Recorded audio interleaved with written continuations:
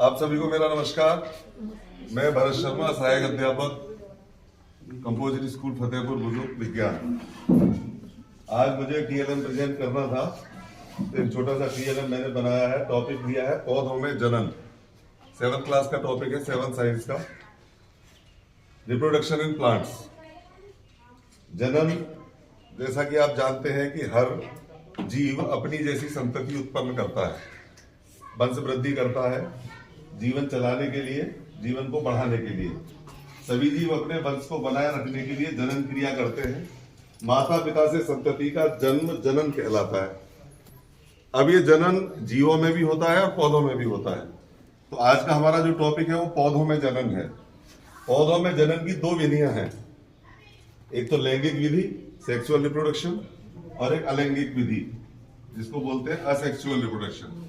Sexual reproduction में दो part होते हैं, एक मेल एक फीमेल। जैसे सबसे पहले हम लैंगिक जनन की बात करते हैं, सेक्सुअल रिप्रोडक्शन की।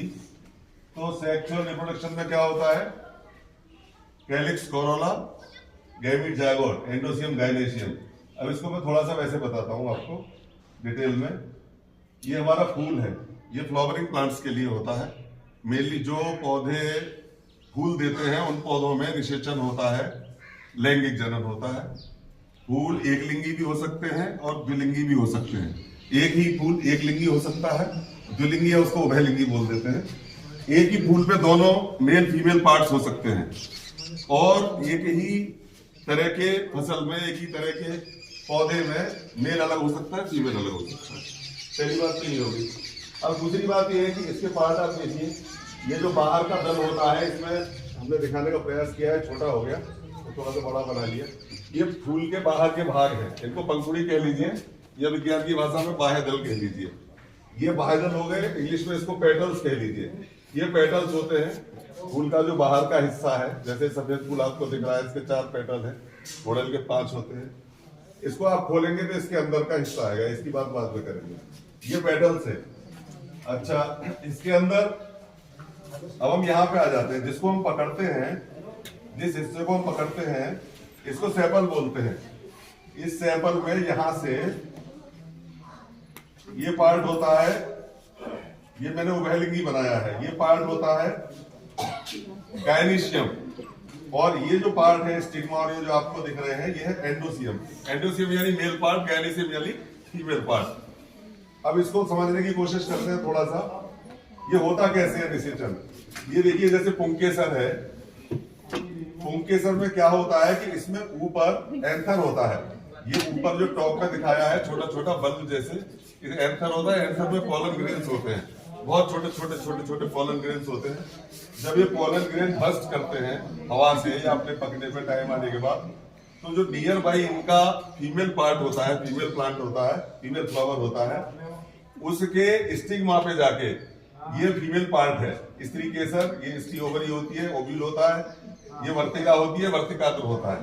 तो ये पॉलन ग्रेन जाके वर्तिकाग्र पे टच करता है और वर्तिकाग्र से अंदर आता है और इसके अंदर आने के बाद यहाँ फर्टिलाइजेशन हो जाता है।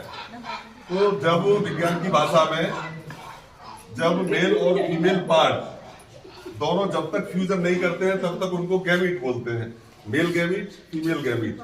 और जब वे फ्यूज कर जाते हैं, फर्टिलाइज हो जाते हैं, तो दे बिकेम जायगोट। ये जायगोट बन जाते हैं, ठीक है। यहाँ पे जायगोट बन जाता है और जायगोट में नए बीज में और नए उसमें डेवलप हो जाता है। अच्छा, ये हो गया लैंगिक जनन। कुछ पौधों में जैसे कि लिली, गुलाब, सूरजमुखी, इसमें मेल फीमेल दोनों एक साथ होते हैं। और जैसे पपीते में या तो मेल अंग होंगे या तो फीमेल अंग होंगे। तरबूज है, खरबूज है, मोटे वाले जितने फल होते हैं इनमें मेल फीमेल अलग अलग होते हैं। अब आ जाते हैं अलैंगिक जनन पे, एसेक्सुअल रिप्रोडक्शन।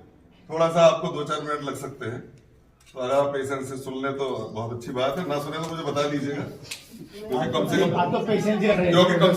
से कम पढ़ाई को बोर नहीं करना चाहिए, और कुछ करे या ना करे। अगर आप बोर होने लगे तो मुझे बता दीजिएगा, मैं बंद कर दूंगा। अच्छा, अलैंगिक जनन में क्या होता है, 7th क्लास के कोर्स में तो 4 तरह का उन्होंने दिखाया है अलैंगिक जनन। उसमें एक है मुकुलन, बडिंग, खंडन, फ्रेगमेंटेशन, बीजाणु निर्माण, स्पोर फॉर्मेशन और कायिक प्रवर्धन, वेजिटेटिव प्रोपेगेशन। लेकिन एक फिशन हमने और पढ़ा था जब हमने बीएससी किया था, फिशन और पढ़ा था। फिशन इनकी किताब में दिया नहीं है, क्यों नहीं दिया, शायद एनसीईआरटी में है 7th 8th में, इसमें नहीं है। तो मैं सारे बता देता हूँ। सबसे पहले फिशन ही लेते हैं। फिशन में क्या होता है, ये दो तरह का होता है। बाइनरी फिशन आपने सुना होगा जिन लोगों ने साइंस पढ़ा होगा, बाइनरी फिशन और मल्टीपल फिशन। बाइनरी फिशन में क्या होता है कि द्विविखंडन होता है। द्विविखंडन में क्या होता है, जैसे अमीबा और पैरामीशियम यूनिसेलुलर होते हैं, एक कोशिकीय होते हैं, और वो क्या करते हैं कि उनकी कोशिका बढ़ जाती है, केंद्रक बढ़ता है पहले, फिर कोशिका बढ़ती है, वो केंद्रक 2 हिस्सों में बढ़ जाता है, तो वो द्विविखंडन हो जाता है, उसको बोलते हैं बाइनरी फिशन। अमीबा, पैरामीशियम और एक और इनमें आता है, अमीबा पैरामीशियम के साथ वो आता है लिस्टमेनिया। अमीबा, पैरामीशियम, लिस्टमेनिया, ये तीनों ऐसे एग्जांपल है जो बाइनरी फिशन करते हैं। इसके अलावा आ जाता है मल्टीपल फिशन। इसमें होता है प्लाज्मोडियम। और प्लाज्मोडियम क्या होता है, आपने सुना होगा कि मादा एनाफ्लीज मच्छर के काटने से मलेरिया होता है। अब वो मलेरिया एक्चुअली वो मच्छर के काटने से होता क्या है, जीवाणु होता है कि विषाणु होता है कि प्रोटोजोआ होता है, वो होता क्या है, ये प्लाज्मोडियम से होता है, ये प्रोटोजोआ में आता है। अब ये प्रोटोजोआ को कैरी करता है मादा एनाफ्लीज मच्छर। मादा एनाफ्लीज मच्छर इसको कैरी करता है, नर नहीं करता है। तो वो प्लाज्मोडियम जब वो मादा एनाफ्लीज मच्छर काटता है तो आदमी के खून में चला जाता है, और वहां जाके वो बाइनरी फिशन करता है। अगर वो मल्टीपल फिशन करता है, सॉरी, अगर वो बाइनरी फिशन करता है तो उसकी ग्रोथ बहुत स्लो होती, लेकिन वो जाने के बाद इतनी तेज गति से मल्टीपली फिशन करता है, विखंडन करता है। फिशन का मतलब विखंडन, विखंडन का मतलब बहुत जल्दी जल्दी पार्ट में टूटना, सीधी भाषा में। तो इसलिए मलेरिया खतरनाक हो जाता है, जल्दी आक्रमण कर लेता है, आदमी को बीमार कर देता है। अब आते हैं मुकुलन पे, बडिंग। बडिंग में क्या होता है, जैसे यीस्ट है, यीस्ट सेल क्या करती है, एक छोटी सी बड निकलती है एक साइड में, वो बड में फिर न्यूक्लियस बन जाता है, वो बड में फिर दूसरी बड बन जाती है, फिर जो बड बनी थी उसमें बन जाती है, इस तरह से बड चेन बन जाती है और इनमें मुकुलन हो जाता है। तीसरा है खंडन, फ्रेगमेंटेशन। ये क्या होता है, शैवालों में होता है। ये सिंपल आपने देखा होगा, तालाब का प्रजनन है, 1 से 2 बन जाना, टूटने के बाद वो मरते नहीं है, वो दूसरे तरह का पौधा बन जाता है। तो ये भी स्पाइरोगायरा तथा यूनोथ्रिक्सिस के उदाहरण है। इसके बाद आता है स्पोर फॉर्मेशन। स्पोर फॉर्मेशन क्या है कि आपने सुना होगा, स्पोर्स होते हैं छोटे छोटे बीजाणु।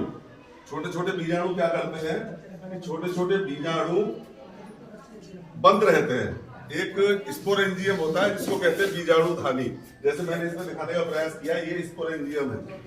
बीजाणु धानी के अंदर स्पोर्स बंद रहते हैं, यानी कि बीजाणु बंद रहते हैं, और वो जब तक बंद रहते हैं उनमें एक विशेषता ये होती है कि वो जिंदे रहेंगे, मरेंगे नहीं, और मतलब उसको बोलते हैं सुसुप्तावस्था में चले जाते हैं, और जब उनको फेवरेबल कंडीशन मिलती है तो वो जागृत हो जाते हैं, दोबारा से जिंदे हो जाते हैं। तो इनको जैसे आपने ब्रेड में देखा होगा, ब्रेड को आप पका छोड़ दीजिए कोने में, 2 दिन के बाद, 4 दिन के बाद, 6 दिन के बाद उसमें फंगस लग जाएगी, और फिर वो आपको हरा हरा हरा धागे जैसी संरचना फूली फूली सी दिखेगी। तो उन्हीं में ये बन जाता है, राइजोपस बन जाता है, और उसी के अंदर बहुत छोटे छोटे छोटे छोटे स्पोर्स बन जाते हैं। तो ये क्या करता है कि जब उसको अच्छी कंडीशन मिलती है, मॉइस्चर, टेम्परेचर जो इसको चाहिए जब मिल जाता है, तो ये बस्ट कर जाता है, और बस्ट कर जाएगा, जहां लग जाएगा वहीं पे अपना नया बना देता है अपने आप को, और नए तरीके से पैदा कर लेता है। ये खतरनाक इसलिए होता है, फंगस आपने डॉक्टर से भी सुना होगा कि ये मरता नहीं है, इसको अपने आप को जिंदा रखने की कला है, ये कई वर्ष तक जिंदा रह सकता है, डोरमेंट पड़ा रहेगा, सुसुप्तावस्था में पड़ा रहेगा, और जब इसको फेवरेबल कंडीशन मिलेगी तभी एकदम से एक्टिव हो जाता है, इसलिए खतरनाक होता है। इसके बाद आता है, आखिरी है कायिक प्रवर्धन। कायिक प्रवर्धन में क्या है, मैं बस जल्दी खत्म कर रहा हूँ इसको। वेजिटेटिव प्रोपेगेशन, जड़, तना, पत्ती, 3 से वेजिटेटिव प्रोपेगेशन होता है। जैसे आलू, प्याज, हमारा क्या है, अदरक, गन्ना, ये हमारे तने हैं। तो तने से क्या, आलू को आप देखिए, आलू को आप रख दीजिए, वो रखा रखा रखा रखा आपकी अलमीरा में, आपकी किचन में, उसकी आंख निकल आएगी, और उस आंख से आप उसको और रख दीजिए अच्छे वातावरण में, सही से टेम्परेचर देके, तो फिर वो धीमे धीमे बढ़ता रहेगा। ऐसे ही प्याज का होता है, गन्ने का भी ऐसे ही होता है। तो आलू और ये क्या करते हैं, तना है, और तने से इनका विकास हो जाता है, इसको कहते हैं वेजिटेटिव प्रोपेगेशन। पत्ती एक होती है अजूबा, वो पत्ती से ही प्रोपेगेशन हो जाता है। अजूबे, स्पाइरोगायरा, अजूबे पत्ती जो है, पत्ती से ही प्रोपेगेशन हो जाता है और नई पत्ती बना लेती है। और एक होती है जड़। जड़ में क्या आता है, शकरकंद है, डहेलिया है, उसकी शकरकंद में क्वालिटी है, एक शकरकंद दूसरी शकरकंद को बना देगी। तो जड़, तना, पत्ती तीनों में जो अपने से बनाने का गुण है, ये एसेक्सुअल है, इसमें सेक्सुअल पार्ट की कोई जरूरत नहीं होती। तो ये 5 तरह के मैंने आपको बताए। सबसे पहला था फिशन,